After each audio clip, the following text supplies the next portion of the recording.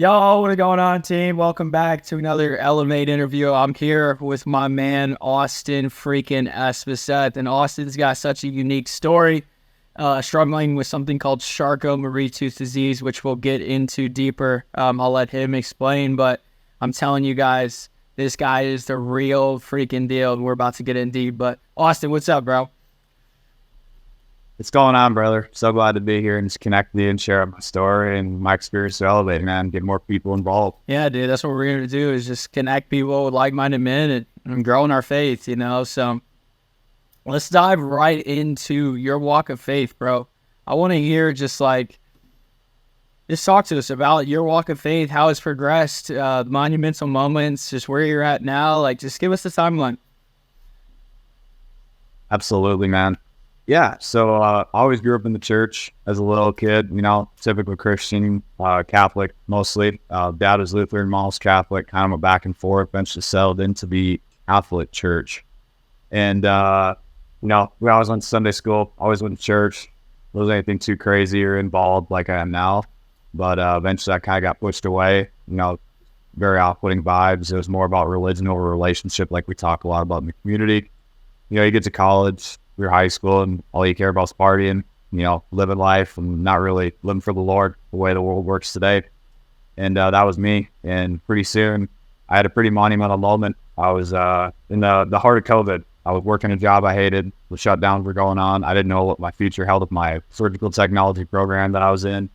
And I just remembered I got done painting like a duck hunting boat. I was sitting on the deck at my parents' house with my dog. And I was just I was drinking, case and a half of beer a week, was not living right, man. I was just living for the weekend, had service level relationships.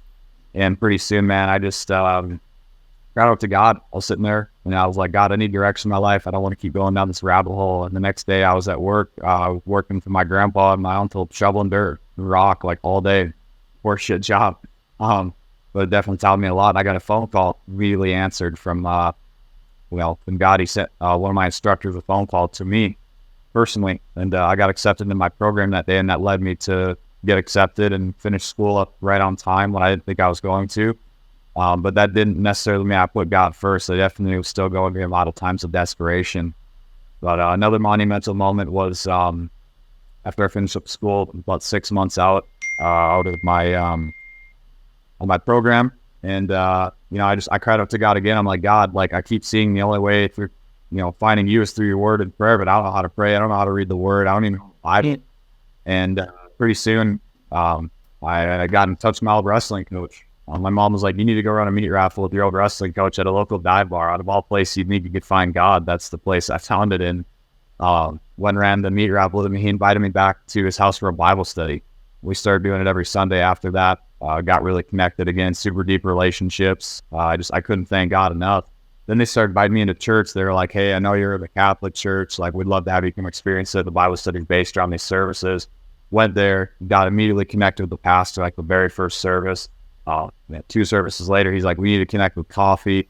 And I was just like, okay, cool. So I went there, shared my whole story. All right. Before we keep rolling, we'll pick back up. But I want to dive into some stuff, and then we can carry back on. But one thing you mentioned earlier is this thought of relationship over religion. You said we talk about it a lot in the community, and I know we do, but talk to us, what does that mean to you, developing a relationship over a religion?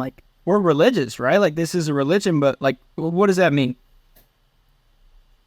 So for me, growing up in the Catholic church, it just seemed like a lot of the same routines. There was no talking about a relationship with Jesus. It was just hey, this is how things work. The service is going to be the same every time.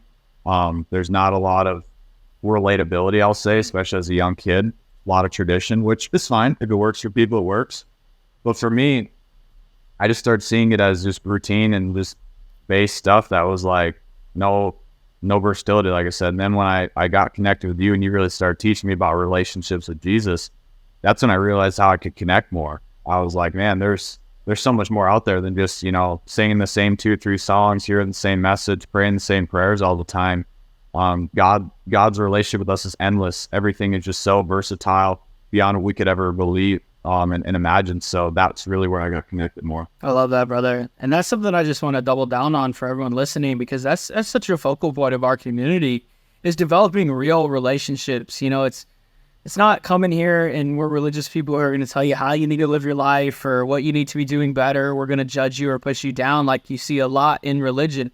Now we focus on building real relationships, relationship with God, relationship with self, and connecting with each other, in those like-minded men. So for anyone listening to this, Austin's a powerful testimony to Elevate and what we do in building those relationships. And I know we'll continue to go deeper, but I just really want to double down on that because I think it's so vital. And I think it's one big thing that keeps a lot of people from God. And obviously we're trying to remove those barriers to God as a community. But another thing I want to talk about before we keep speeding through here is, you said, I didn't know how to pray. I didn't know how to read the Bible.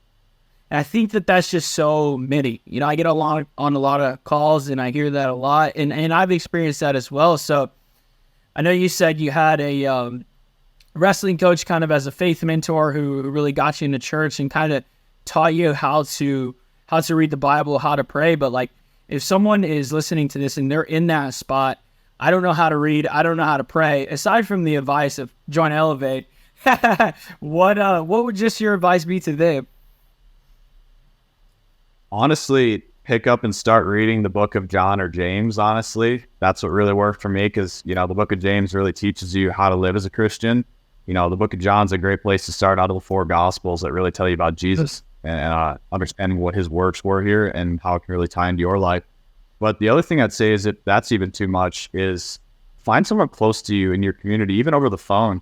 Find sometimes we all have that one person that's really into faith that we can just reach out to. I feel like we all are connected to that, whether we're in faith or not.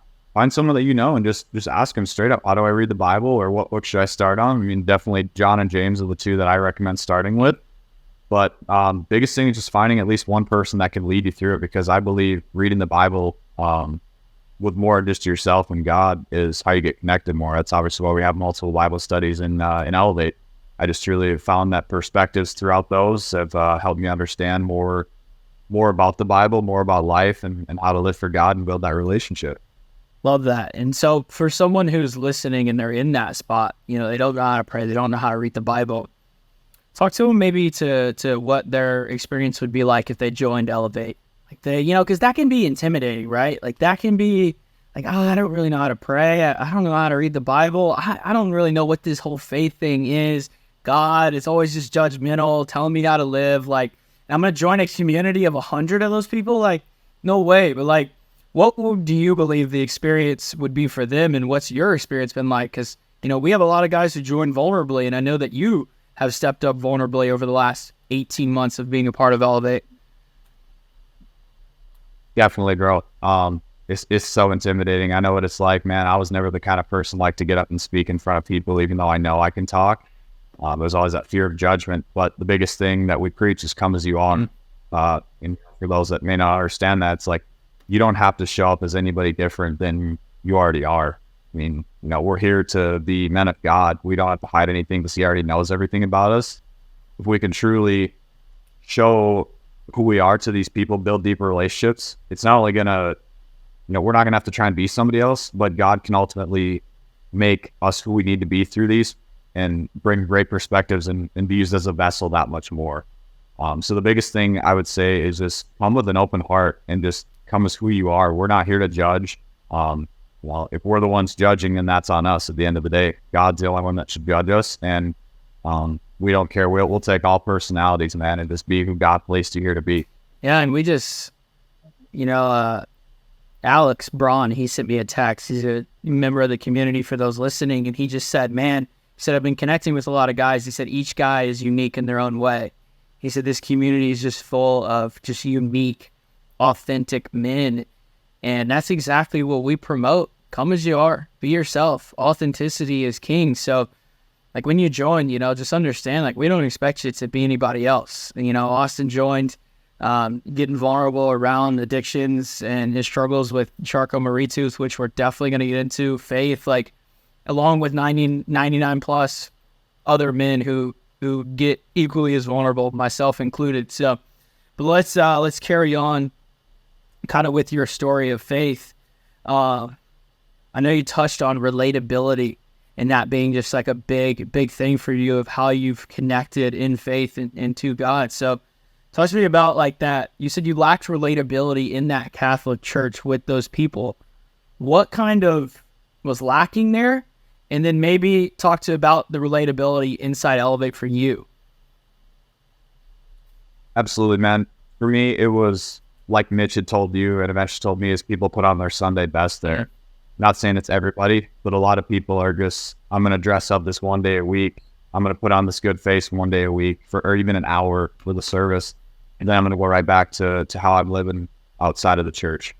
It was very hard to relate to, when you're a kid, it's very hard to relate as an adult. Obviously you get older and you relate more, but there's no talking about struggles. There's no vulnerability. There's no digging deeper into the Bible and tying it into how life works together. So for me, it was just, obviously I was very young, it's to be expected. Even I feel like in any church when you're young, it's hard to really get perspective. You're not mature enough to understand maybe, or you don't think logically with it. But overall, man, when I joined Elevate, obviously there was a lot of guys that were around my age, so that made it a lot easier. But once I started seeing the versatility of guys that were in their 30s, 40s, and 50s even, in all walks of life, it was just so much more relatability. There's fathers in there, there's husbands, there's guys that are just like you and me that are early 20s trying to figure out life still. It was just so much versatility and so much more relatability. There was no, I'm better than you. There's no, I'm putting on my Sunday best. Like I said, it's a come as you are kind of thing. Sunday best. Let's talk about that for a second. Cause like, I think that's just a big thing. Like people putting on their Sunday best. Talk to me about what that is. And then how do you combat that in your own life? How do you condition your heart to ensure that you're not showing up in that way? Absolutely. Big thing I'd say to describe Sunday best is the people that try to be someone they're not on Sunday for the other 6 days out of the week. We can't lie to ourselves. We all know ourselves better than anybody else. So for me, I just started seeing people that even I went to high school with that would, just dress clothes in general. Like they never wear dress clothes unless they're going to church, but it's like, who are you trying to put that on for? We have nobody to impress but God. So it just showed me people were a lot of people pleasing at the end of the day. And it's like you had talked with Mitch about it. It was really a pivotal moment for me too. To not put on a good face or a different face if that, for anybody else, is because God sees you the other 6 days out of the week. There's no hiding for him. There's no hiding anything of it. So for me to be able to combat that is I always just know like God's with me in every second, every breath, every moment of this life, that I can't hide anything. So why put on a show for something you're not? And ultimately, authenticity has been a huge word in my life the last year. The amount of network and connections I've made is all because of authenticity. I never had to put on a good face for anybody. And almost like a motivation factor for me is to just understand, well, if I'm not going to be authentic, I'm not going to deepen my relationships and people see true colors eventually. So if I can authentically be myself through God, that'll lead to my best life and relationships. Man, talking about authentically being yourself through God, I think one big thing to understand for everyone listening, like God is going to provide you that security to be vulnerable, to be authentically yourself, to put yourself out there. And that's something we talk about all the time. In Elevate, we call it living boldly. Living boldly. Living in alignment with who God placed you here to be, no matter your environment. Understanding that your environment does not dictate your actions. It doesn't matter if you're in church. It doesn't matter if you are inside Elevate. It doesn't matter if you're on social media, if you're out to dinner with your parents or wherever the situation is. You should live in alignment with who God placed you here to be. If you don't, you're going to have a friction with that identity. You're going to not be authentic like Austin's talking about. And that's going to cause you to not be able to connect and have those deeper relationships that we're all seeking. So I just love these points you're making, dude. The 6 other days of the week, obviously the name of the book I'm writing, just about my story and my life. So just really hits home for me. But let's pick right back up on your story of your walk of faith. You were just telling us before we kind of dove deep into some of those topics that you went to church, connected with your pastor, I think second, third time meeting him. He offers you a coffee. At this point, you've had the wrestling coach as the mentor. He's kind of poured into you and just kind of showed you the ropes. He's kind of laid the foundation, it sounds like, Now you're ready to take it to the next level. You're ready to connect and go deeper in your church, and sounds like serve. So pastor offers you a cup of coffee, man. Like, talk to me about that moment. That's got to be an intimidating moment. The freaking pastor, you're 21 years old, and he's like, hey, let's go get a coffee. You're kind of new in your faith. That can be extremely intimidating. So pick us up back there. What took us from there? Definitely, man. I'll say the resistance is definitely there because I didn't feel equipped to even have coffee with. Why? I've never really told anybody that. As personable as the guy as my pastor is, he's one of the coolest guys you'll ever meet. He's a big advocate of meeting people where they're at. Mm-hmm. And even though we did that, the enemy was trying to place a lot of resistance in front of me. And I was like, am I even called to have coffee with this guy? I mean, how is my story going to truly impact people? Like this guy, he probably hears stories like this all the time. And the man just dove deep. Like, he wasted no time and was like, dude, just pour out your story to me.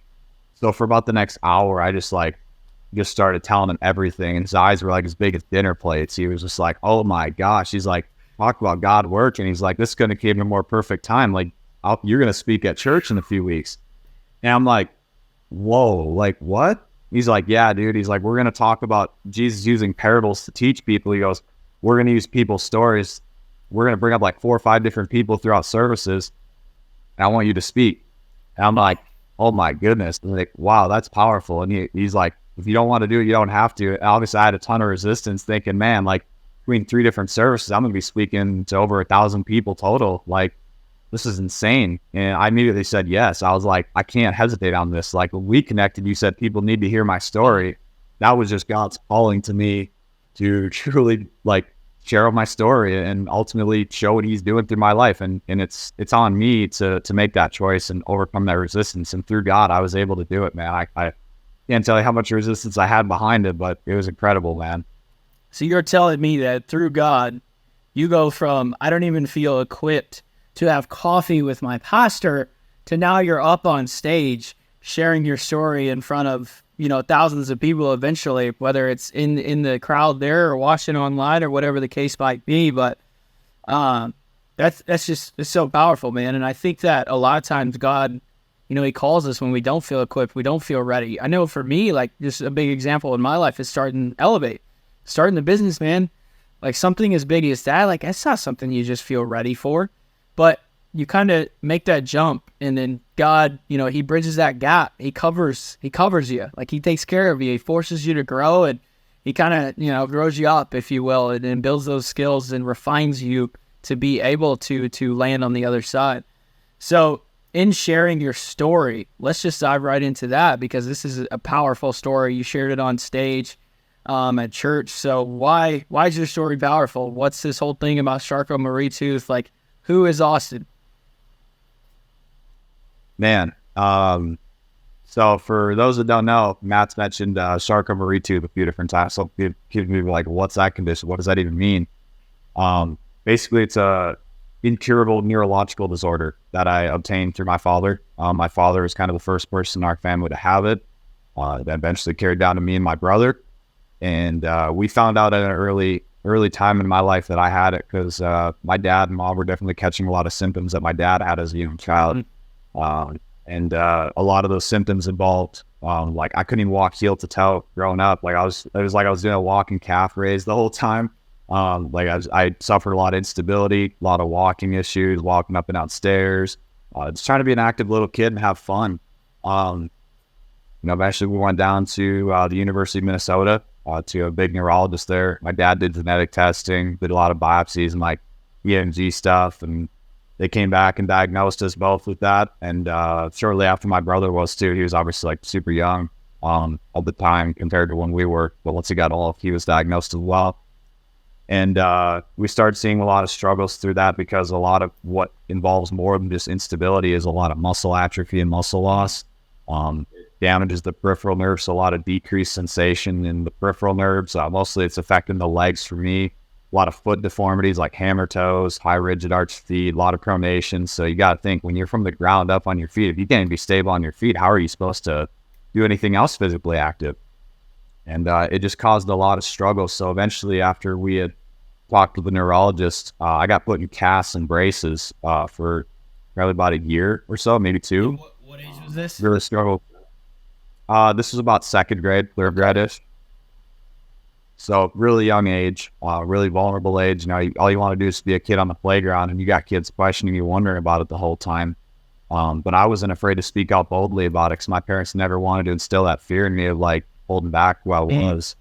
And, shortly after we started seeing the casts and braces weren't doing much for us, we tried PT, didn't do a whole lot. So my parents were like, okay, we're going to go forward with this. We're not going to let you use this as an excuse or a crutch for anything. And the same thing with my brother. Eventually I was introduced to wrestling at a super young age. I realized I could hardly even move around on the mat. Matt, you're old jiu-jitsu, but anybody doing martial arts, it's an extremely physical sport. And for someone that, didn't have a lot of strength or stability to even do hardly any physical activity, let alone run, like I couldn't squat, lunge, couldn't hardly hold a stance in wrestling, get out from bottom, a lot of those positions that people might know I'm talking about. And I just struggled immensely. So, and it took about 6 years actually to get my first win in wrestling up until about sixth grade. And then after that, 6 more years to follow in varsity. I didn't get on varsity full time until my senior year. But it took a lot of hours. And I realized through getting in the weight room at about age 14, I couldn't even do a squat, lunge, box jump, all those basic functional movements like we do, Yeah. And it was beating me up a lot. So I eventually I played the victim, honestly. I did. I still went to the weight room, but I just did bench press and arms because that's what I knew I could do, and that's what I could do good of. But eventually I had a coming to moment for God. I was like, I want more than anything to be a wrestling captain. I want to make it state. Like I had huge aspirations and dreams, and I committed to the weight room. But I was like, I got to get over this hump. Like I'd already suffered 2-3 patella dislocations. My knee was just on my left leg, shrunken up with skin and bone. My other one wasn't far behind it. And I was like, I'm going to make a change. And through hours and hours of persistence and work, I found mobility and stretching routines, tons of reps of learning how to squat. And I went from not being able to air squat to 3 months later, putting on 25 pounds of muscle and wrapping out 155 pounds for like 5-6 reps. Wow. That year. I was able to deadlift. I was just going off the rails with it. And I eventually got on varsity that year, and I actually got to wrestle the state tournament. Let's backtrack. Let's backtrack here a little bit because I want to talk about something. So second and third grade is when you're getting introduced to casts. You're wearing casts on your feet. And I know from my experience, in times in the past, I've hurt my wrist and I've had to wear like just a brace. Not even like broke my wrist, but just a brace for a few weeks. And I know like when my wrist came out of that, it was severely weakened. Like, and anyone who's, experienced a cast or a break or anything like that, that like dependency just goes on that cast. Your body no longer builds the strength to support that joint or support whatever it is it's supposed to be supporting. You start becoming reliant on that cast. And so when you're growing, second and third grade, like it's like the most growth, like you changed in 6 months. 6 months, you're a brand new kid. Like that's the second to third grade. Like you're growing like crazy. And during this time, you're wearing casts. You're in and out of doctor's visits. A lot of struggles from playing in the playground. Like just like so many people not understanding, what it is you're struggling with and what it is you're dealing with. So I just don't want to skip over that because I just can't imagine, you're a 8-year-old kid in and out of the hospital, wearing casts, struggling to just grow and be a normal kid. And it sounds like that's really all you wanted to do at the time, as every kid does. You said, all I wanted to do was just be able to just play at the playground. And now here we are today.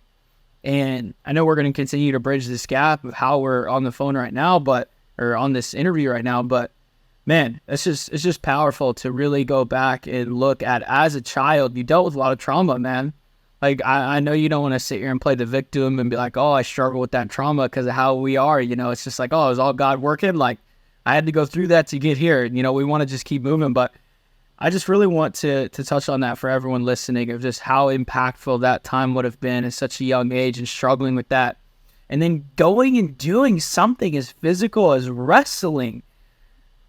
Like, it's not like you chose like the easy sport, like you could have, I don't know, golf maybe, or something that wasn't as physical on the body. Not that golf isn't super physical, but you know what I'm saying? Like, you're like, okay, I'm going to get in the ring and I'm going to fight somebody. Like, I'm going to wrestle this guy. when you are wearing cast second and third grade, can't hardly do a squat, can barely walk, like definitely can't run. So you're like, oh, I'm going to get on the wrestling mats, man. Like the courage to even step into that, first wrestling practice. It was probably just so monumental overcoming that first mountain of stepping into that wrestling practice. And I know you're extremely hard on yourself saying, you kind of played the victim, man, but I just want to affirm you in this moment. Like, man, I don't see anything victim about your story, dude, at any step of the way. Maybe you're his classic bench and arms in the gym, but there's some guys listening to this right now who didn't struggle with Charcot-Marie-Tooth, and all they do is bench and hit arms.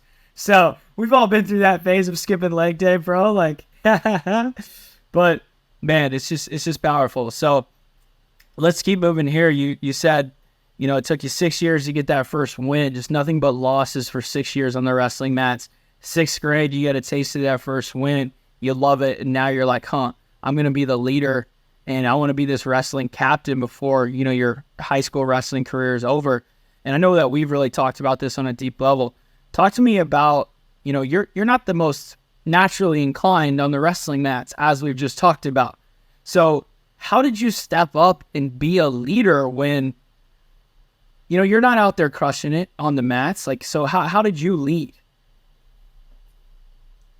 Honestly, just through persistence. It took a long while. I went through a lot of slumps, a lot of struggles, but once I hit about, 8th, 9th grade, when I was finding a little bit of a groove in the weight room, seeing a little bit of gains there, I started realizing I can lead in other areas and just getting that hand raise on the mat. Obviously, that's what people go there to look for. That's what we all strive for. There's nothing better feeling than literally physically beating somebody and getting your hand raised. But for me, I found my area of leading in the weight room, pushing through a lot of practices, lifting guys up, trying to be that light for other guys, which I didn't even know I was doing at the time. I was just naturally me. Like, I was pushing guys to be better. Once I got my license, I was taking 3-4 guys, including my brother, in my truck to the weight room at 5 in the morning. It took a lot of different areas that I was like, even my parents said at one point too, they're like, hey, you may not be the most, star wrestler of the team, but there's other areas you can still lead. We're not saying don't fight for that hand raise. You got to fight for it all the time. That's why you're here. But I soon realized that at an early age too. I heard my coaches talk about it, that like your windows of opportunity are so small and they keep getting smaller as life goes on. And there's just so many opportunities I saw to lead, how many life lessons they were talking about that wrestling will apply to your life afterwards. So I started seeing a lot of that come forward before I was even done with high school wrestling. While I'm going off to college, like a lot of people don't see them until they hit their 30s and 40s with true life struggles. Well, being the physical aspect I had to struggle with for how long and persist through, and be very judged and looked down upon for dealing with it, because nobody else could relate. It was really hard, but a lot of persistence and knowing I can lead in other areas and just getting a hand raise. Man, just seeing the opportunity, It's like, maybe it's not going to be the hand raise, but guess what? I can go pick these guys up at 5 a.m. and get them in the gym, and I see it today, dude. Like, God was absolutely working in how he shaped you through that season of life to where you are today. For those inside of Elevate, they see it. But for those who aren't inside of Elevate, like, this man he's first one in the chat. He's first one dropping the training pictures. We previously ran 75 hard, which we can talk about a little bit. And man, Austin's the first guy dropping his workouts. He's the first guy taking the action. No one is beating him to the freaking gym. No one is beating him in consistency. He's truly one of the most consistent men I've ever met. And we got two the most consistent dudes in Elevate that I've truly ever met. You guys are fighting for that top spot in my mind, between you and Cam. And it just blows my mind at how consistent you are, brother. And it just shows that, you understand that what it takes, the work. It takes the fucking work, and you're not looking for a way around the work. You stare the work dead in the fucking eye, and you go put in the work each and every day for that hand race. And I think you're still chasing a hand race, if you will.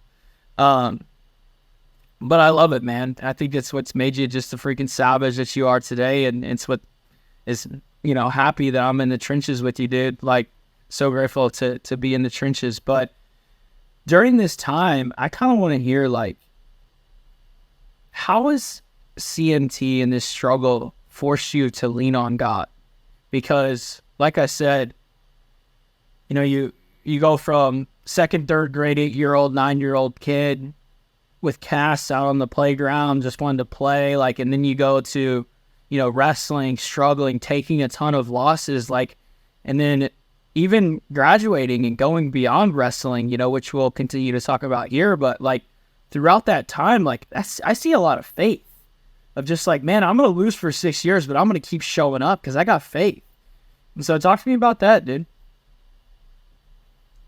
Yeah, man. To be able to see the blessing of CMT through it, I really didn't understand until about the last year and a half. I won't lie, man. Like I may not have played the victim in a physical aspect, but in a mental aspect, like I wanted in the worst way to get rid of it. I was like, I hope to God that some doctor comes up with a cure for this because I don't want to deal with it anymore. I hope to God that my kids don't have it one day if there's like a genetic alteration in a way. Like that was kind of my mindset going through my younger years of it. But once I started to see some light shed on it within the last year, especially getting networked with great guys like yourself and the whole Elevate community, I truly started seeing that I was blessed with this. I wasn't born with it. Mm-hmm. That was the thing I transitioned to. And that's when I knew my faith was growing, is because I really just had to sit down and think. I'm like, man, if it wasn't for being born with this, I wouldn't be sitting on this interview with you. I wouldn't be as close to God as I am. I wouldn't be working in surgery, leading the OR with cases. I wouldn't be in any step of life that I'm in, because this has transpired more than just the physical aspect or the wrestling aspect. It's transpired into all areas of life that God split it out through. So for me to be able to see light on it, I feel like even if there was a cure for this disease, I wouldn't get it because it would change who I am. Yeah, it'd be great to have like all these physical like hindrances gone, but it wouldn't just, I feel like I'd lose that dog in me in a way almost, I just would really not want to have that fixed. And it just truly, I had to shed light out once I got faith. I realized God gave me this with a purpose. When I was told you're made perfect in his image, I may not look perfect to someone here on earth, but I'm perfect in God's image. Like he made me this way for a reason. He makes no mistakes. And that's when I really shed a lot of light. Place you here with intention. And it just kind of takes me back to that moment. I got it written down here. That's why I keep kind of taking notes, but you said you didn't even feel equipped to have coffee with your pastor. And I think that, now thinking about your story and just kind of how you're speaking about your story now, it's like, man, I feel equipped to freaking influence and lead and impact. Like, that's why God placed me here with something like CMT. That's why God placed me here and allowed me to struggle and not get that first wrestling win, 2 wins in 12 years sounds like, and cast on the playground. Like, God has used your struggle as your testimony, and he does that with everyone. Like our struggle, the bigger the struggle, the bigger the testimony. Like the stories are that much sweeter the more the struggle. And so I just think so many people, somebody maybe listening to this is they're looking at a struggle right now, and let's just say they're blaming it, the victim. That's the reason I'm not where I'm supposed to be, because for me it could have been, my parents got divorced. For you, I was born with Charcot-Marie-Tooth. Like, this is unfair in my life. Or, maybe somebody, a parent's an addict of some sort, or I don't know, they went through a tough breakup. Maybe something as crazy as a divorce, like, what would your just advice to them be about just that struggle and owning that struggle? How have you owned yours? How have you seen this lens of gratitude for your struggle? Like, how can they change that perspective? The 2 words I can just say is keep going, man. It sounds real simple, but the more you keep persisting through it, you'll see reward reaped.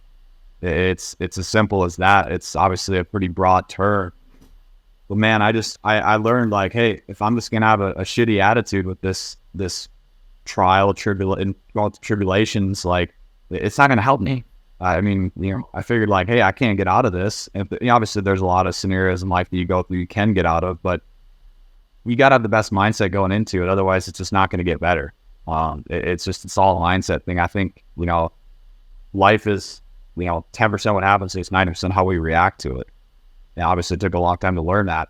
But for me, I was like, if I'm going to react in a bad way, it's just going to put me down that much lower. Why not lift myself up to a higher standard? That's powerful, brother. That's powerful. Got to take a freaking note on that one. But let's get back to your story here, because I know we got a lot to get into. So talk to us about, I know you had mentioned earlier, kind of graduating high school, you became that captain, kind of slayed that dragon, and now it's time to move on.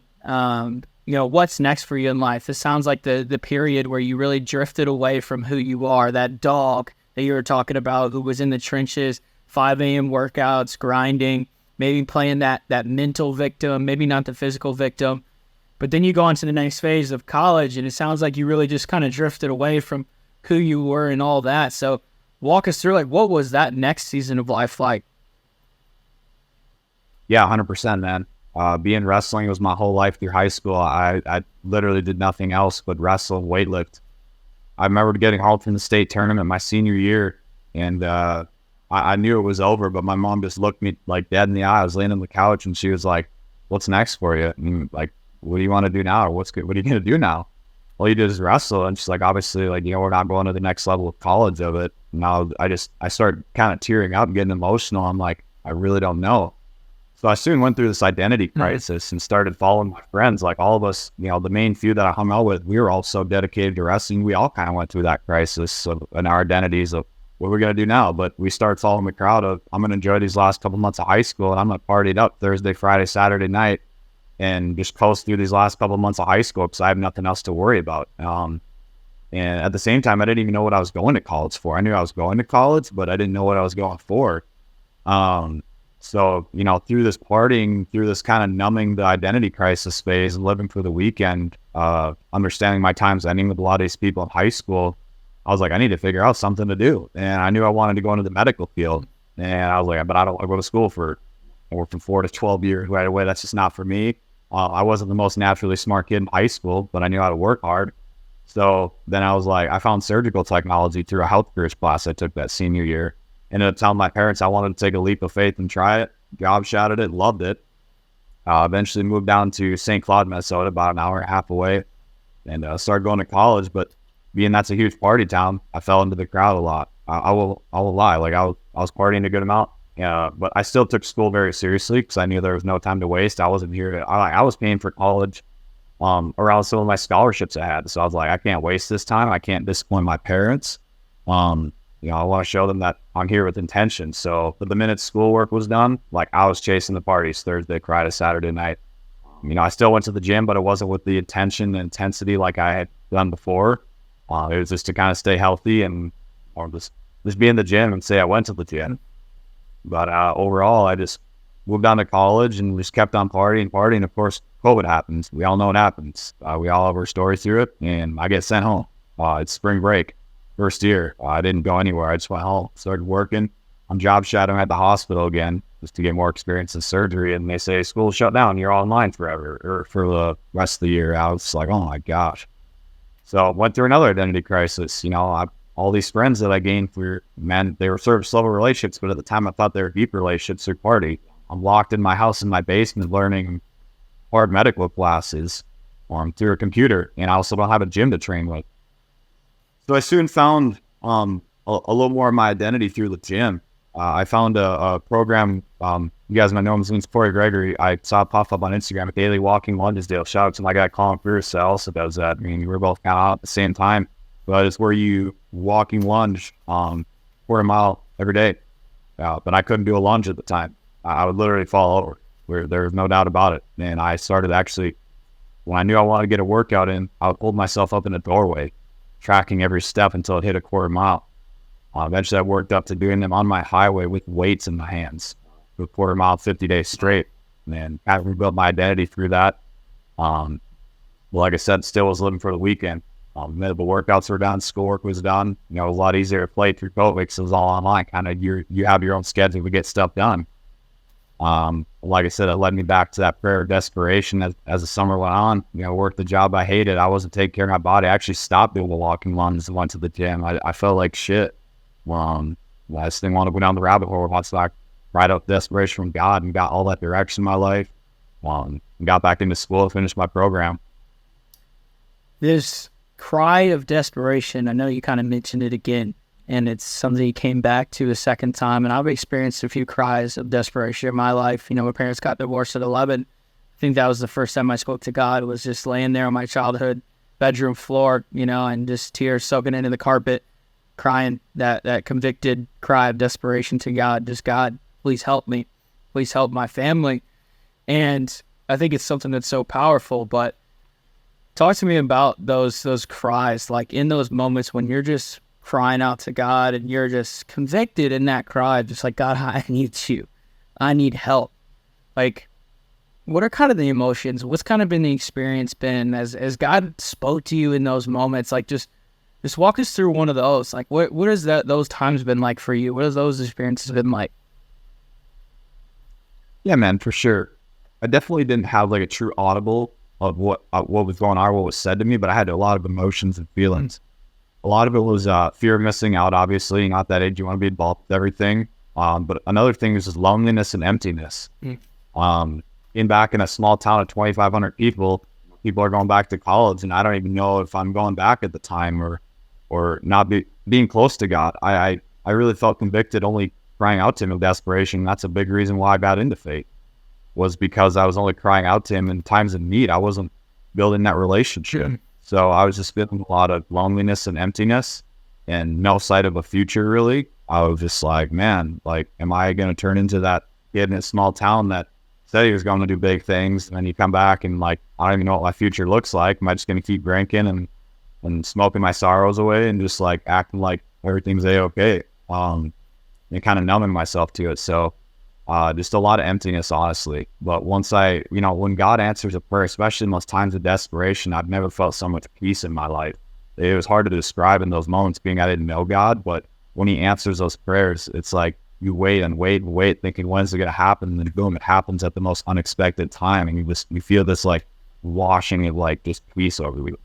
That's exactly, I can relate to that so much. It's just like this, just like this feeling of just like recalibrated, recentered, like I keep using this phrase, just like, I feel like it's grounded me. And I think a lot of the things we do inside of Elevate, challenging each other, connecting with like-minded men, Bible studies, even doing things like the barefoot walking and then the working out, like all these different things, eating healthy, like get the sunlight, like I feel like it all just kind of grounds us to God and who we're supposed to be and connects us. So when you say like these cries, they kind of just ground you. It's like, I got you. It's like a hug. It's almost like when you're just sad, you just get in somebody's arms and they're just like, I got you, man. Like, I got you, brother. And something I want to talk about real quick before we move on here, but crying out to God only at the bottom. I want to talk about that down the road. So remind me, we'll come back to that once we get to where your faith's at now. We got so much to dive into here. It's not even funny, man. But identity crisis, you lost your identity a couple of different times. Again, I can relate to this so much, and I think a lot of the audience listening can relate to this, but lost your identity via wrestling. You lose your identity, you go off to college, you got these, well, you said surface level relationships that you thought were deep. You thought they were deeper, but now you look back and you're like, those weren't as deep as I thought. Now I actually have deep relationships. So in the very beginning when we were talking, you said that deeper relationships have came via authenticity and vulnerability. So why weren't those relationships from college, why weren't those deep? Why were those surface level? And then noting back to what you said, authenticity and vulnerability, kind of how have you now changed that, rewrote that narrative of your relationships and gone deeper through authenticity and vulnerability? Like what's the difference? What was lacking in the surface level that's now here in the deeper? You know what I'm saying? Like was it different conversations? Was it different actions? Like what kind of changed? Yeah, absolutely. I realized that my surface level relationships I thought were deeper were only, all we were doing, man, it was based on things with alcohol. That's all it really involved. It was never going to the gym, let's go to church, let's not stay out till 4 a.m. or to watch the sunrise, while we're absolutely hammered drunk. Like, it was all just surface level things that were not making me better, which in turn were, we could talk all night, but they're not going to be deep level conversations. It's all like playing the new video game. It's talking about this sport, talking about this person, talking about who we hooked up with this time. Like, just stupid, worthless conversations.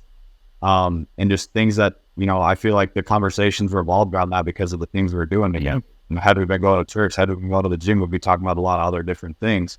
So what I thought was, I truly thought they were deep relationships at the time because I had new friends that weren't toxic like a small town was, that actually cared about me. But the only reason they cared about me was because that's what I prioritized at the time. when I changed my priorities to go to church, taking the gym a hell of a lot more seriously than I was at the time. Getting into self-development, making money in my work and being more mature with, staying out late anymore and cutting that off. I soon realized like how mature I was getting through it all. And I couldn't sacrifice that self-development and time for, these surface level relationships anymore. And I think moving back home was a big thing with that too, being I was back an hour and a half away, like they were only connected with your phone. And then once I got into these deeper relationships, the biggest thing that you taught me, man, was asking better questions. And finding like-minded people. And once I found you, man, that just opened up a huge doorway. And then I learned so much about how to make deeper relationships, their struggles, vulnerability, asking better questions, doing things that are an active lifestyle. Sounds like what you're saying ultimately is you had to reorganize your priorities. You had to rebuild this identity. And I think a lot of what you're saying I wrote down is you've rebuilt your identity multiple times through just relentless action. And it's always started with the gym for you. Like that's your foundation. That's your rock, is going back to your roots of just freaking grinding, at the barbell on a Friday night. Not the bar, but that's some joke Austin likes to use all the time. But I love it. You reorganized, you realigned your priorities with the version of yourself that I believe God truly placed you here to be. You're becoming that better version of you, and you got your priorities in alignment with who that man is. And then you find a community like Elevate who also has their values and their priorities in line with who God placed them here to be. So you said just connecting with like-minded men, like joining Elevate. Let's jump there. Like, I know we first connected and you just told me, you said, man, like I feel alone. And I even know in our last interview, you said like, I think you said even with a 100-mile radius of you, like you could not, I think those are the words exactly, like within 100-mile radius of me, I could not find anyone who shared these same values, these same priorities as me. So talk about lacking that. And then now you join Elevate, and you join, you're an OG guy. You've been in for 18 months, and we'll keep talking about your walk inside of Elevate after this. But just talk about what it's like to just connect with guys in there, and just how you've seen guys join and lack that like-minded group, and just like, yeah, I mean, just talk about that connection. The connection's been great, man. Wow, because I truly believe doing this life alone is not what we need as men. I feel like men are at the loneliest time of their life right now. In today's world, at least. So for me, not only being in a small town, like you said, there was nobody within a 100-mile radius, at least, that was doing what I was doing. Nobody's wanted to slam honey, go deadlift weight, grill steaks at 20 years old and not stay out until 3 a.m. getting hammered at the bar. And granted, I was right at that age of turning 21. People look forward to that stuff. So for me, I was like they're heading in this direction. I'm going the complete opposite here. And it was one of those things too, I learned from you as well that, being a leader on that path was lonely. Like sometimes leader, you got to go first and lead the way with that, which is a big sign of hope for me too. No, I am a true leader with it. But as far as the connections go with an Elevate, knowing there was other people out there that were like me was really like reassuring. Like I thought there was nobody like this. Like nobody could see a light that I saw. And then when you and I connected and I got in that community, I was like, something within this is just, it's different. Like this is not like just one of those things that's gonna, we build it to like 20 members and it just slowly dies off and people just go their own way. Like this is something that's here to stay. Like it just felt like so different that first call with you and Joey. I think it was like Marsh and Cam, Collinson and like Bo, Bryce. It was like literally like 7-8 guys that were on that first fall, and it was so intentional and so just like crazy to look back on. But the connections have led me to so many different doors open. I feel like this is like the firm foundation that God's really placed me on going into adulthood that truly has made me network into so many options that I can't even describe. In one of these interviews, man, like if I had to go through every number and say how they connect me or connected the dots with something else that's helped me in life is so crazy. I can't even describe it. Reminds me of something a mentor, Jeremy Newsom, said to me at a young age. He said, your network is your net worth. You're talking about how you could go through of each guy, how they've provided you value, really, of how they've impacted you and shaped you and empowered you to go out and to live in alignment with that man that God placed you here to be. So it's just powerful, man. It's powerful seeing community come together, and is how inspiring it is for for me, like just starting this thing. Like I always say, like I started it because God knew I was going to need it the most. And ain't that the truth, man? Like community has changed my life through and through. And that's why I'm so passionate about bringing it to others. And I know it's changed your life. And we'll talk about, how you're helping me bring it to others. We'll get there in a second, but I want to pick back up. I know we're kind of bouncing around a little bit, but back to this walk of faith. So where was your faith at when you first joined Elevate? Oh man, it was not anywhere close to what it is now. Like I think I just started going to church. Maybe it'd been like 3 or 4 services at the time. I was only going every couple of weeks. It wasn't weekly. Like it was just kind of here and there when it worked for me. I was never like prioritizing or sacrificing other things for it. Not that I was anything bad, but I was like, hey, I don't feel like driving the 15 minutes one way to go there. It's just not there for me yet. So for me, it was really lacking. I've dealt with a lot of, like, the enemy loves to talk down to me, loves to give me a voice of doubt and this like impatience and stuff. Like, and he's always been that way for me. So for me, I really just had this like fear of like who I truly was, if this was the right group for me. My faith was not there. I didn't feel, like I said, equipped or called to share my story until I truly shared it with you, and you just empowered me so much. And show me there is light on the situation. Obviously that's because I've lived my story my whole life. I think I've sandbagged it, so I know my story better than anybody else, but to the naked eye that doesn't know me, we might be like, whoa, this is insane. So my faith was not in the good place. I didn't know how to read the Bible still. I was still trying to figure that out through weekly studies. Obviously, it takes time. I still feel like I'm at square one a lot of days. But eventually, went to church services and started getting better. But like I said, when I joined, second or third week of January 2022, that was like just the fire was just getting lit. Talk about how Elevate and this community has just stoked that fire, man. Like, I know it stoked my fire. It's like I said, I think the community has brought me to God. It's definitely been my calling, and I think everyone can kind of see that as I continue to grow. I think I can definitely see that as I look in the mirror, as I grow. But talk to me about this walk of faith. It's in a spotty, time. You're in a spotty time of faith, kind of going to church, kind of not. You kind of had that mentor that laid the foundation for you. And then you join Elevate. Next thing you know, you're speaking on stage at church. Like, how did Elevate help, you go from this guy who doesn't even feel equipped to have coffee with a pastor to speaking on stage at church? Man, yeah, like you said, I think this community just brought us closer to God in a way. Like, I know we prioritized it before, but it seems like we just kept prioritizing it more and more. And there's really we just keep breaking through ceilings and levels more and more with this. Like, there's nothing that can put a level of how much we can take God into this community because of how versatile he is. So I definitely think it kickstarted for me. Like, when I saw us praying over the group, like, before and after calls, and we were dropping faith stuff in there, and I was seeing stuff with you guys going to Traders Point, and it was almost like an accountability. It's like, oh, these guys are doing that too. Maybe I'll try this, man. It just opens up the doors. It's like, you becoming your environment. When I see, even though it's like 10 guys in 10, when I see you guys, like, you and Joey, when I saw you guys trading that Bible when I first met you in person, I see, we're going to church and throw up our hands, praise, and I'm finding out what worship music is, what true music is. Just those things that I keep seeing, little things in every area of life that transition into there. I'm just like, man, it's another thing a guy in Elevate's trying out within faith that just seems like bringing us closer to God every time. I feel like that was literally the glue that kept me in faith a lot. Granted, there's people back home, like I said, my old wrestling coach still goes with me. I meet him there every week, and his family. But I felt like when I'm not around them, you guys were the glue that kept me on track for the other 6 days.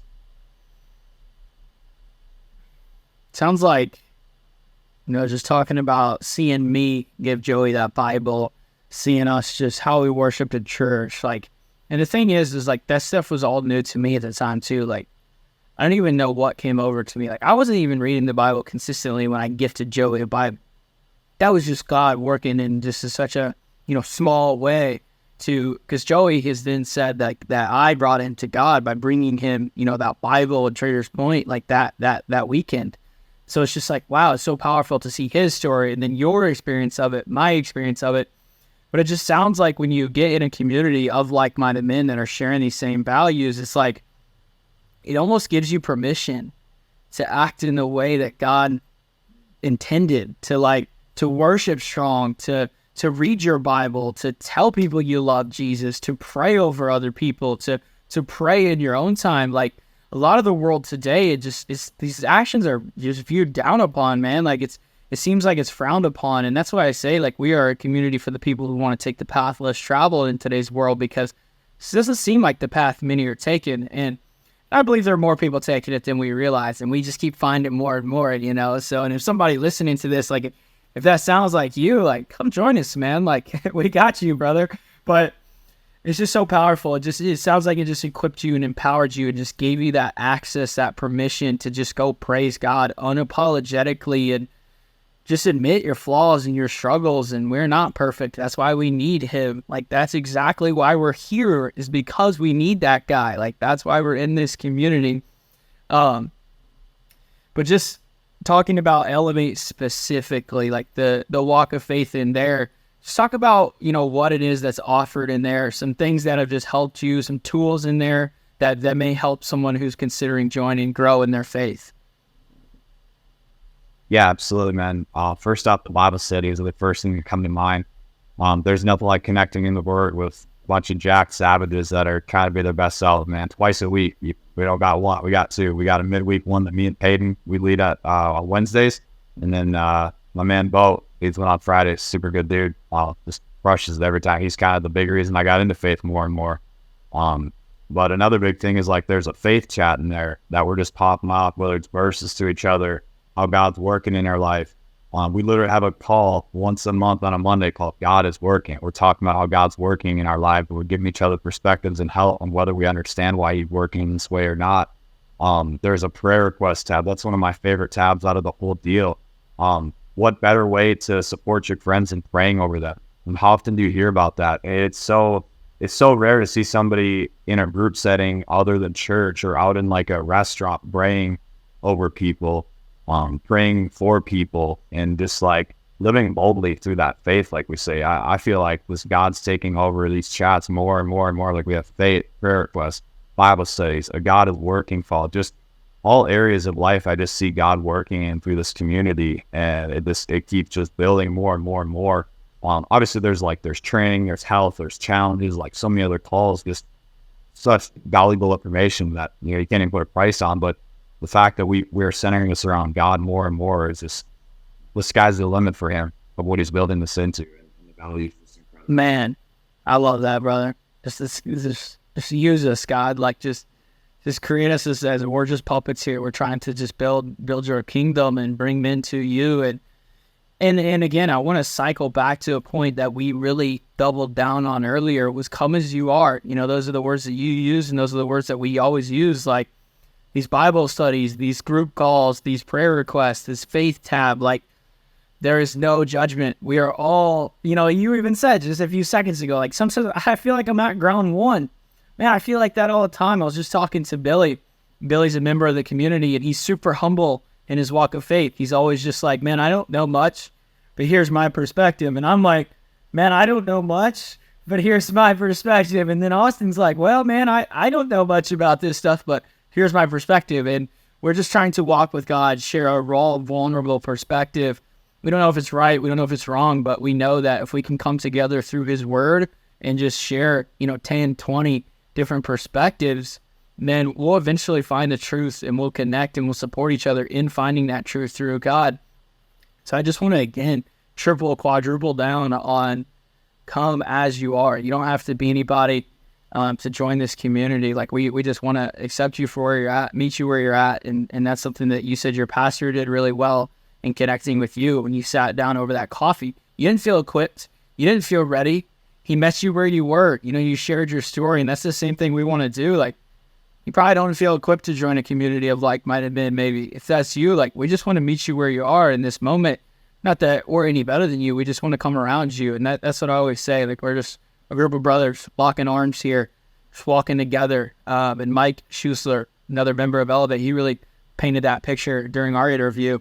If you haven't listened to that interview, go check it out. Mike Schusler, incredible guy. But let's get back to you, brother, and your story and developing through Elevate. So you join Elevate, your faith is kind of streaky. Next thing you know, you just ignited a fire. Elevate just ignited a fire, and we're building this thing. You join, you're an OG guy, freaking like one of 5 members, and now we're up to like 130. So it's just been wild to watch this thing develop. God is just becoming more and more the center of it, and the more he does, the more we thrive, the better off we are, the more connected we are, the more rooted we are, and the deeper the relationships we have. So in this growth, man, one of my favorite things that has developed has been our events, because I think that they are community at the center. I think connecting in person, there's nothing like it. This online community is amazing, but getting to an event and connecting at the center, that's what's truly powerful in my opinion. So talk to me about you come to the first ever Elevate event, March of 2022, because you're an OG guy. You're like, yeah, I'm going to make the first event. Heck yeah. March 2022, you come to the first ever event. What was that experience like? Man, dude, it was crazy because I remember before we even connected, I had DM'd you and was like, hey, Matt, I'm thinking of coming to Indy for a week. I really want to check out IBB. This sounds like a good environment. Been following Zach for years. I've been seeing you and Mitch just crush lifts there. Like, I want to do this. And you're like, yeah, bro, you can just come stay with me. I didn't even know you, and you're offering your place already up to me. And then once we got connected through the community, originally it was just me coming out there. Then you got Joey to come. And then we sit down the group call, and it just turned into a whole event. You're like, hey, most of these guys are from Ohio, Indy area. Might as well just get them all here. And we got like almost the entire community that we had at the time. There's that OG picture of us at IBB.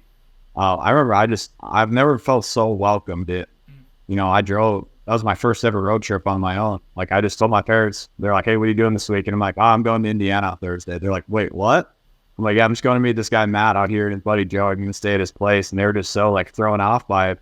So there's a lot of resistance there as well. Like, man, like I'm driving 12 hours away to go meet guys that I knew from the internet, which sounds sketchy to most people from the outside looking in. It came into fruition so well because you just welcomed me with open arms. Took me to downtown Indy, introduced me to Joey and, Zach and Mitch and Donatelli and everybody that was there. And then the day that we had the actual event with all the Elevate guys, it was so cool to see because we all had our Elevate shirts on. You had just had like a stack of shirts, like maybe 15, 20 of them, giving them out to the close homies and OG members. Everybody just got their Elevate shirts on. I walk into IBB and it's like, all right, we're going to deadlift. And I'm like, oh shit, like this is cool. I have never, you see it on the screen all the time, but the energy there is just unmatched. So I'm meeting all these guys in person. I'm getting hyped up. And then pretty soon it's like, we're just throwing weight on the bar, throwing sandbags around.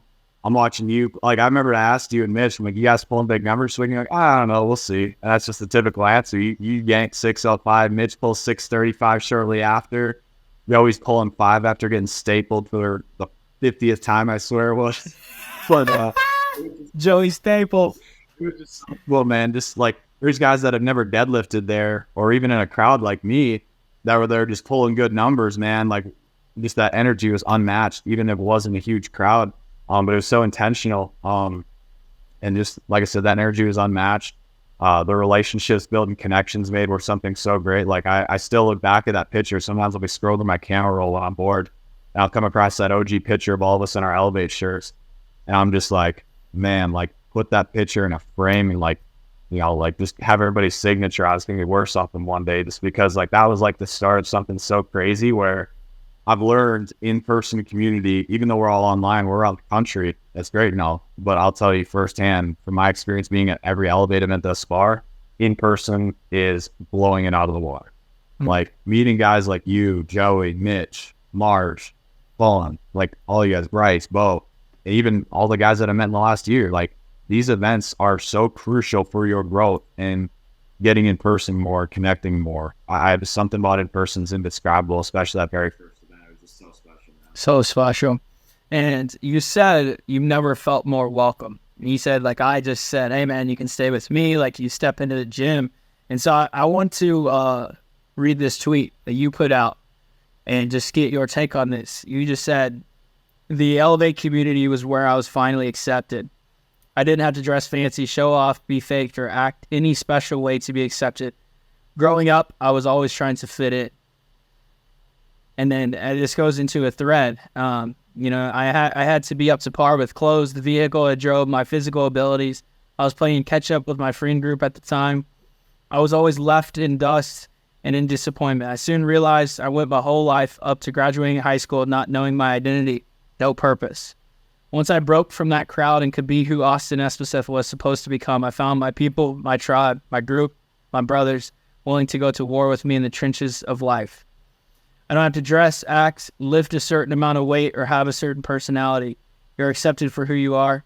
Sound like something you'd be interested in. You said, like, join us. But talk to me about just like that.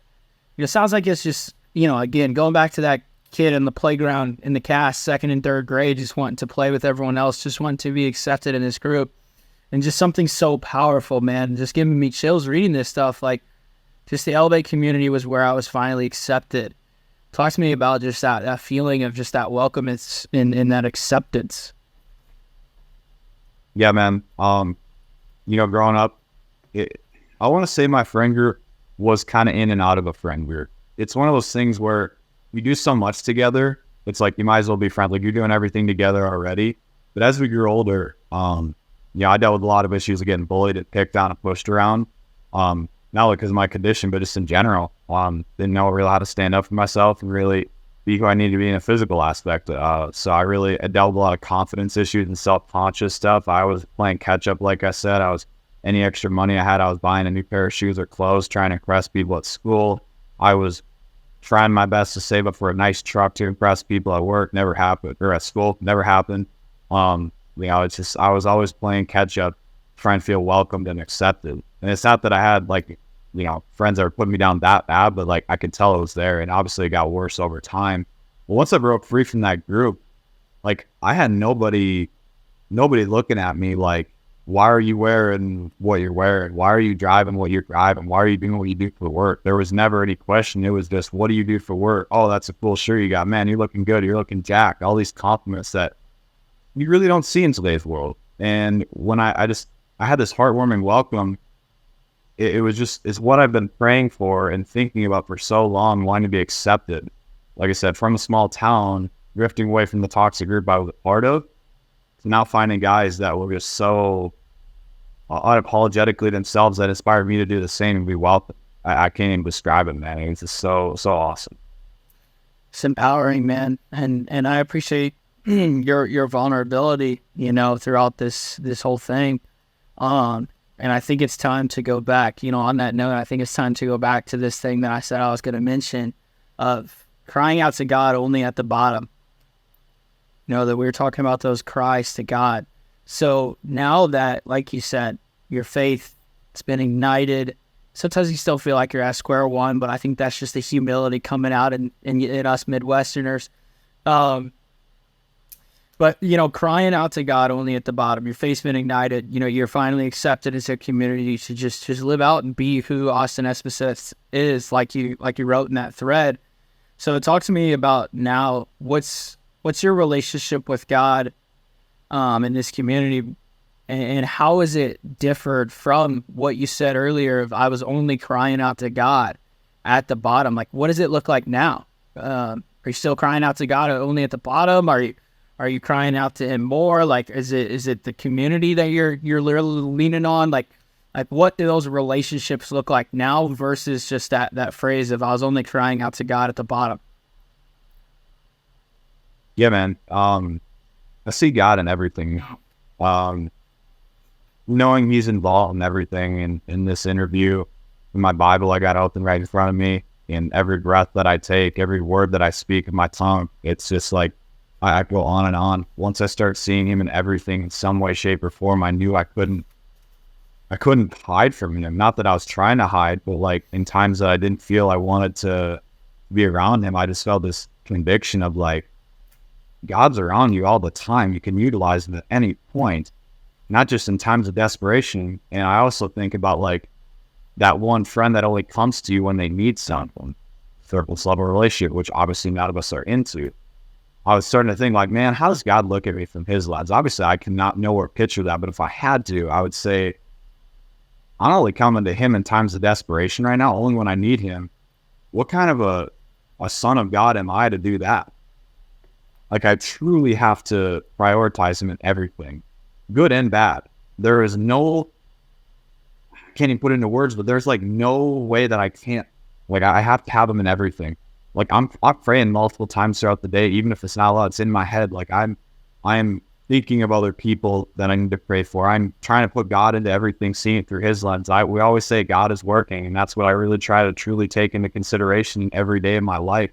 I'm no longer just getting to a low point, being like, God, help me, save me from this right now. I'm in my Bible multiple times a day. I'm connecting with guys like you and leaning on the Discord for my faith if I'm struggling, because out of 130 guys, I'd like to say out of 130 some guys, someone's bound to have some sort of uplifting perspective. Someone's had to have struggled with the same exact thing. So there's no way that I can't not get lifted up in this situation. That's where I really see God working through the community. God is working. God is working. It's something we say so much in there. Something I got tattooed on my forearm right here. But you just said, like, you start to see God in everything. And I want to make a joke here real quick dad joke, because I've heard you say this a couple of different times over the past few conversations. You said, my eyes got as big as dinner plates. You said that to me twice now, notably once in this interview and then the time in the past. But the reason I want to make this joke is because I feel like that is the lens of God is working. So, and what I mean by this is our eyes are as big as dinner plates. It's like we are accepting the full picture of how God is working. When you're going through something like a struggle of Charcot-Marie-Tooth and you're so focused on that victim mentality of how it's hurting you, how it's dampening you, rather than looking at how you can start to lead. And I got written right here, you know, your parents, they said, like, hey, it doesn't have to be that hand raise at the end of the wrestling match. It can be you picking guys up at 5 a.m. and getting them into the gym.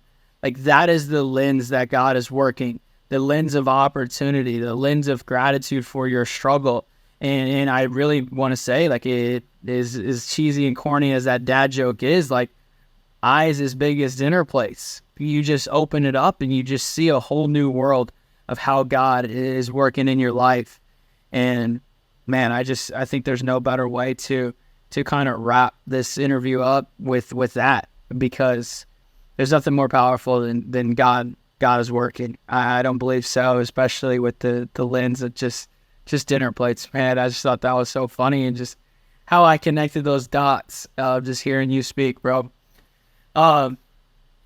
Man, this has been phenomenal. We'll have to most definitely do this again, because I know we have so much more that we could talk about. And just a quick update for people. You know, we kind of shared the backstory of everything and progressed to this point. Last thing is just talk to us about, you know, what you're doing for Elevate now in the recent weeks, I guess, and then just kind of where your faith's at right now. Like, just give us an update of just like what is life right now over all that stuff you've overcame, all this struggle. You're now looking at life through dinner plate lens. Like, talk to me about where things are at for you now, brother.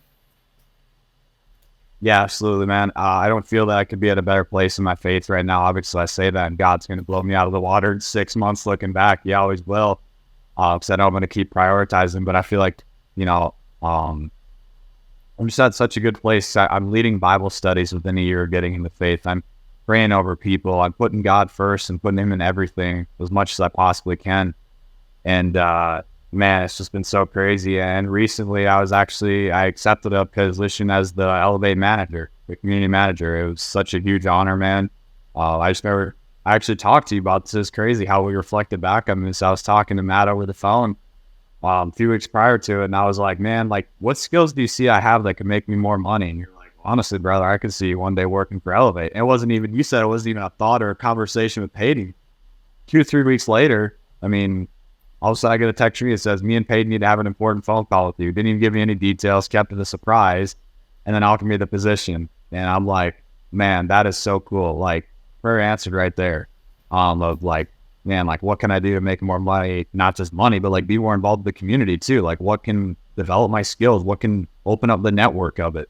And then hired me the manager position. I was just blown away. I felt so honored, and out of the whole community to pick a person with, I just felt so honored and felt so called to it. And I felt that God placed it in front of me at the most perfect time. So the big thing I've been doing lately is just keeping members engaged, getting on connection calls, building engagement, relatability, connections, and vulnerability and faith. Just leading in all areas, trying to get people involved, because when you have 130 members, obviously Matt can't run this on his own.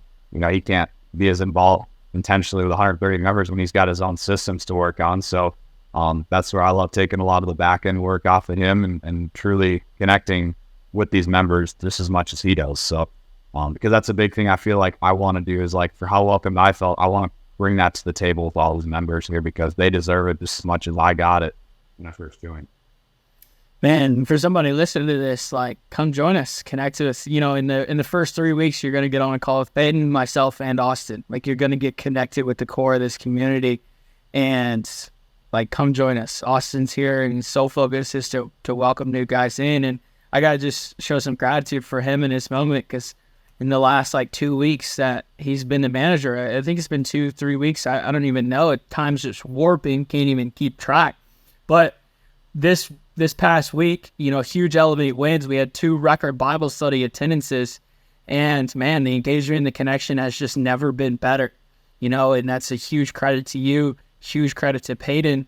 And we broke the record for Bible study attendance on Wednesday, and I was like pumped, Wednesday night, we break the record. I'm like, heck yeah, this is huge. We're bringing people to God. We're getting them into the Word. We're connecting. We're getting vulnerable. And then we turn around right away Friday morning and break that one.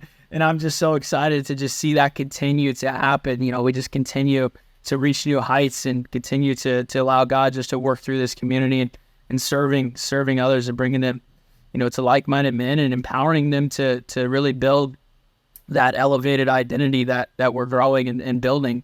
So 2 questions before we jump off, 2 kind of quicker questions. I got to ask you the question of all questions that everyone's been loving inside the community, of just like, if you got lunch, we'll give you 4 people inside the community you could get lunch with tomorrow after church. Brunch after church tomorrow with 4 guys. Who are they? And no hard feelings to anybody you don't choose. Like, if somebody's listening to this, you're like, wow, he's not going to choose me. Like, this is a hard feeling.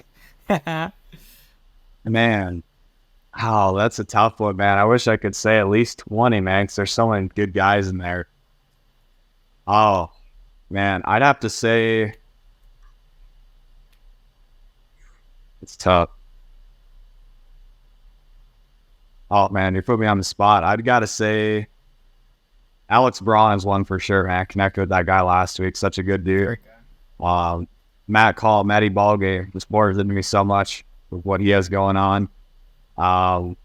And I may sound biased, but I'm going to say you and Peyton, man, just because I only see you guys every so often to get lunch. We're always talking over the phone or engaging on these calls. So, man, there's a whole grocery list of people that I'd love to connect with, man. But those are the first 4 that come to mind. Love it, brother. And then always the last question of just somebody listening to this, man, and they're like considering joining, just maybe they're in that spot of their faith where, they don't know how to pray, they don't know how to read the Bible, or maybe they're struggling to find people around them in that 100-mile radius you talk about, or maybe they're like, man, I want to open up, my eyes to the size of dinner plates and see that lens of how God is working. Like, what would your just advice to be to someone who's considering joining? Just give up your flesh and trust God. If you feel the pull in your heart, man, just come join us. Like, we are all about God in here. He is the center of everything. I just feel like when you're about to do something that's going to glorify the kingdom of God and build up his kingdom and do his will he has for you, you're going to feel resistance behind it. Take it from me and Matt. We both have felt that. And I feel like if you have this resistance, knowing it's the right thing, but you don't feel called to do it, that's the time you need to go. And it's no pressure, obviously, but that's just what I feel like when you have a pull in your heart from God, you need to take that leap of faith. And to me, it was a leap of faith, and look where it's led now, just to be a prime example of it. So I just want to encourage you guys to feel that pull on your heart. Please do it. You will not regret it. There is so much value in there that $30 a month should be like $3,000 at least a month. It's just the amount of value that we provide in there. It's just insane. It's super affordable, and just so much of your life can change just from this community. And especially helping build up in your faith, which there could be no other better way to do it. Amen, man. But I just want to say I appreciate your time, bro. I appreciate your vulnerability. I appreciate you just buying into the mission of Elevate and growing over the last, year and a half, being a part of this thing. And now here we are today. And I can't wait to see how God works through us, man. Like, I cannot wait. Like, I just think a guy like yourself and me and Peyton, like just in the trenches of this thing daily, just building and serving, like, man, there's nobody I'd rather be in the trenches with, brother. So I love you, dude. And I appreciate you jumping on here, bro. Love you so much too, dude. Thanks for the time. Appreciate it. And everybody tuning in.